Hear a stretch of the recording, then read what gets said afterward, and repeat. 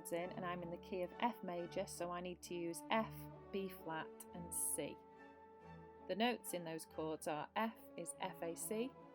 B flat is B flat D F, and C is C E G.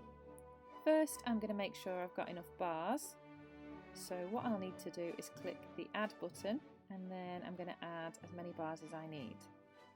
Each of my chords has to have one beat, so we're going to start with the bass, and the bass note of an F chord is an F, so I'm going to put an F on the first beat of the bar, and I'm going to do that in the first 4 bars, so we've got a 4-bar phrase. The next note fits the next chord, so it's a B flat, so I need to put 2 B flats in, and the final chord of this sequence is going to be C, so I need to put 2 C's in because they're the root note of the C chord.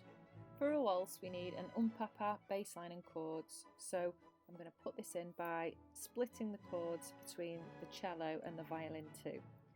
So we've got the which is the double bass, and the papa, which is going to be the violin and cello that are going to play exactly the same time but different notes of the chord.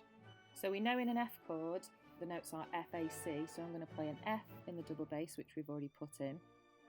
I'm going to put an A in the cello,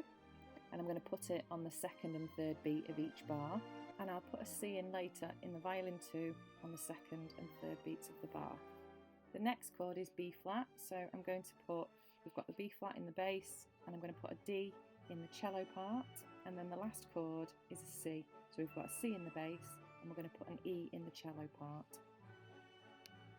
I'm now finishing off that chord, so we've got an F in the double bass, an A in the cello, and an E in the violin too in the second and third beats of the bar, and I'm going to do that as long as we have that F chord, and then we've got the B flat chord in the next 2 bars, so in the second and third beats I'm going to put an F because a B flat chord is B flat in the double bass, D in the cello, and F in the violin too, so that goes on for 2 bars. And then finally our C chord, so we've got a C in the double bass, an E in the cello,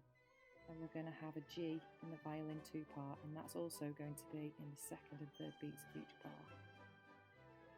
After listening to it all, I've realised it's a bit too high, so I've moved everything down the octave, and now it sounds like this.